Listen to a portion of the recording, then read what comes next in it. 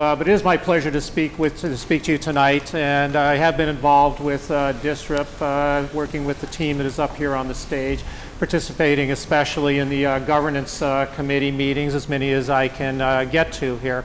And the presentations that they've delivered here and what you've seen tonight really are spot on in terms of what's really occurring in healthcare.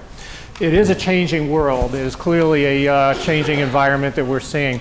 And you think back about healthcare until 1960s was really a very stable fee-for-service system. What was the impetus that changed it all? Medicare was the biggest thing that hit in 1964. But even after Medicare, there was about 30, 40 years of relative stability in healthcare finance and in the programs and what's been going on in our country. Yes, there were attempts at capitation. Yes, there were attempts at managed care that by and large didn't go very well, but everything still tended to gravitate back to good old fee-for-service. Somebody comes in to see me in the office, like I saw the patients this afternoon. I get paid what the level for the services that I provide and for the level that I document at. So that's the fundamental underpinnings of our healthcare system. Now look what's happened here in the last 10 years, and you see a huge scope of change, especially with the Affordable Care Act, Obamacare, whatever you prefer to call it. And it has a lot of ramifications to it, but one of the things that it did is make funding available for this type of program for DISRIP, so that there are dollars available for innovation. And I think that's the word to think about this. A lot of this sounds frightening, and it probably is frightening in terms of what's going to happen with our practices and what's going to happen with the finances we need to operate our systems. But the key thing that we really are being given an opportunity here right now to do is to innovate. And we are being given a chance to innovate with government dollars. Now, how often do you hear that? A lot of what we see, PQRS, meaningful use, value-based purchasing, press gains, CG caps, you can go on and on. Those are all tools that are being really essentially rammed down our throats without dollars attached, unless you're one of the few institutions that are performing well, then you're being paid by the several thousand that are not performing well. And that's the reality of the present basis of our healthcare system.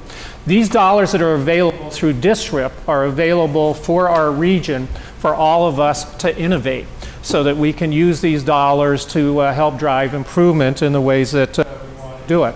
So why should we as clinicians be interested or concerned about DISRIP and want to be willing to participate? Well, first of all, this gives us the opportunity to really step back and collaborate. And as has already been pointed out, look at who you have on the stage here tonight. You've got Ithaca, you've got Lords, you've got Guthrie, you've got UHS. How many times have you seen that in a program that is important for this region and for this healthcare system?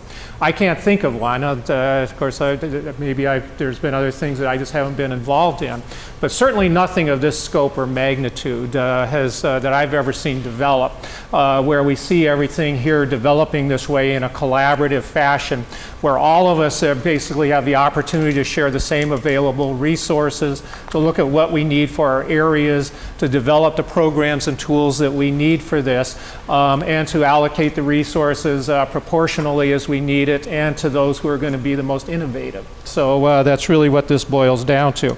So this fundamental underpinning of this is teamwork. And that's teamwork not only at the regional level, teamwork at the system level. So what's going to drive this now is not going to be just us as physicians or clinicians seeing the patients in the office, but it's going to be how are we working with the other entities in the healthcare system?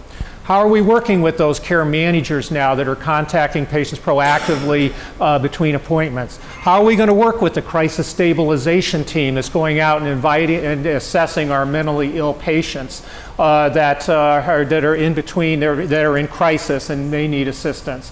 How are we as PCPs or as clinicians going to work with the information that's coming back with us to improve the health of our patient? How are we going to structure our sites to work as teams better? The day of us being the PCP and being autocratic and in charge of our patients is over. This is a team-based healthcare system that really needs to be team-based at a variety of different levels, starting with the region all the way down to our office sites. Again, as I mentioned, one of the main reasons to participate is we actually have the chance to do it with government dollars attached to this program. And it gives us a chance to enhance processes that we already have underway. For example, patient-centered medical home that many or most all of us have been working on here. We have a chance to not only have medical home certification, but to build real, true, round-the-clock working medical homes that are providing that scope of care that we want. Comprehensive, continuous care that maximizes healthcare outcomes. That's what a true medical home is. And we have the opportunity to build that here locally. We also have the opportunity now to really reach out to the population that is most in need of our assistance, the Medicaid population. And as I think most of you know, we already have above average representation in our practices of Medicare and Medicaid in this region, and growing. So we have a lot of reasons that we need to be engaged and participate with district. Yes, there are issues. There always are issues when you're participating in a program such as this. It was already alluded, over half of primary care physicians are already showing signs of burnout. So how do we ask them to do more and engage more? Simple answer is that yes, we are going to have to be asked to do more. We're going to have to be, but we're also going to be having to think of ways that we can redesign our processes and looking at what we're doing that is really value added and what things other people can do better. And that's what we're going to have to sort out going forward here and as we implement these programs. As we implement things like PHQ-9 screening coming in, yet another screening coming into the office. We're going to have to figure out workflows and who's going to do that. Why can't that be done in advance before the patient comes in so that we're ready for the office visit without umpteen more holdups getting into the room? Again, we're going to have to innovate. We're going to have to redesign what we are doing. The funding, there's issues with funding. Not that the dollars are there, but the questions we have to figure out is how do we get at the dollars for the district? How do we allocate those dollars? So there's going to be, those are issues that have to be sorted out and as we go forward here. So although the funding is there, the allocation, at least in my mind, has to be determined in terms of where the priorities are and where those resources go. Because we're seeing a lot of projects that we can do and implement to really help patients. And the other issue that always is a fundamental underpinning, at least to me, is what is the patient's stake in this? We're being assessed on how we're driving healthcare outcomes. What is the patient's stake in this? And the short answer is that not much. For any of the programs you see with the government that I think the government has built, I think there's very little stake to the patient. The onus is being put on us. Same thing in education, where they're being graded now in terms of scores and tests. What if they work in an area where that patient or where that person has a dysfunctional family at home? Is that really the teacher's fault, or is it the healthcare provider's fault if that patient coming out of the hospital won't take his medications after his third psychiatric admission? Short answer is that I don't have an easy answer for that one, but that's where we're going to have to innovate. And people have innovated along that lines. One of the biggest programs that I've seen that people have developed, or one of the best that I've read about, is Camden, New Jersey. And I don't know how many of you have read about that. But at Camden, New Jersey, what happened is they were having patients coming out of the hospital, very high readmission, very high emergency room utilization rates, systems that were in financial distress. So what did they do? They looked at the population there, and what they decided is that there were areas in the town that was accounting for most of what was driving it. Those people in those apartments and in those areas weren't coming into offices. So what did they do? They decentralized. What they did is they went to the patients. So we have to think of ways like Camden, New Jersey, where we can reach out to patients that we are not otherwise engaging with our brick and mortar offices that we've built to engage those patients and to get them involved in their health care and win them over on our side, gain their trust and gain their engagement. Are we going to do that for everybody? No. But I certainly think we can do a better job than we're doing. This is a good time for us to build and test our resources and to see what works and what doesn't work. Again, when you innovate, not everything's going to go right. We have to expect that.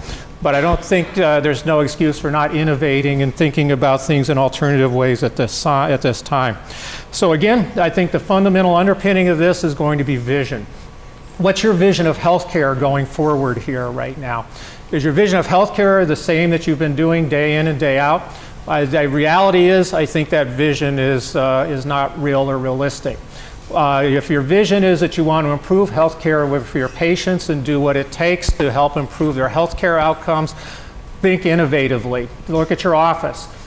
Begin there. Improve processes to take care of those patients. Work with care coordination with patients in between patients. Think of those patients with substance abuse. How do we enhance services for them? And we've heard programs right now where we're going to potentially get office-based support for patients with psychiatric and substance abuse issues through this program. Population health. Those are things that we really need to think about in terms of a gating patient. So in the end, the true hope from this program is that I hope that we will truly achieve the triple aim, that we will help to help to reduce costs, which is really what the government wants. But beyond that, that hopefully that we will also improve the health of our patients and improve our patients' overall satisfaction with our healthcare system. Thank you.